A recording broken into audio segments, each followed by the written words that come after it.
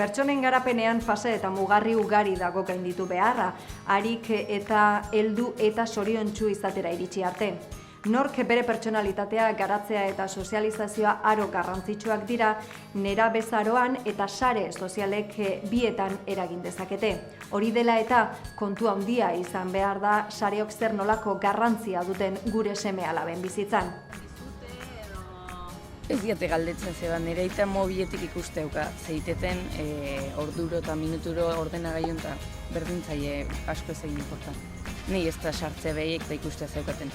Agian hasita egongo dira lagunekin ateratzen, edota garai hori laizter etorriko dela ikusten duzu.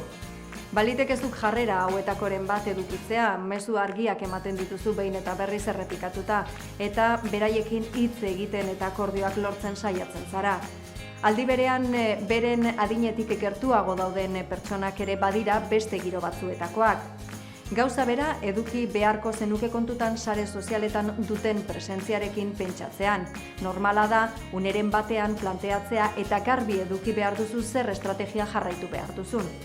Garrantzitsua da lehenik eta behin jakitea baote dagoen beraiei adierazi beharreko araurik edota mugarik. Arauen berri izan da errespetatu egin ahal izango ditugu edota modu arduratsuan bete ez.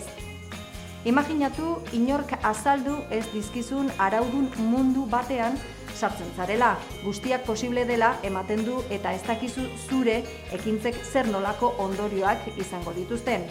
Gainera, baliteke zure hezkuntza plan pertsonalarekin lotuta beste arau edo irizpide batzuk egotea ere, zure seme-alaba zer nolako pertsona mota izatea nahi duzun. Elementu horiek arabera autonomiarekin jokatu ahal izango dute, aukerak aprobetxatuta eta arriskuak saihestuta. Hauek dira jarraitu beharreko oinarrizko irizpideak. Sartzeko adina errespetatzea.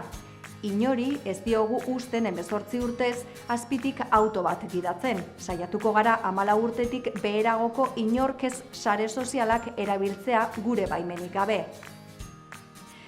Portatzeko oinarrizko arauak jarraitzea, gezurrik ez, irainik ez, sarea erabiltzeko arauak ulertzea. Eta arau konplexuagoak ere kontutan hartzea. Nork bere nortasuna eta besteena errespetatzea. Nork bere ekintzen ondorioei buruzko ardura.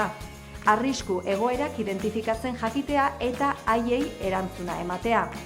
Sakatu hurrengoa botoia eta jarraitu aurrera.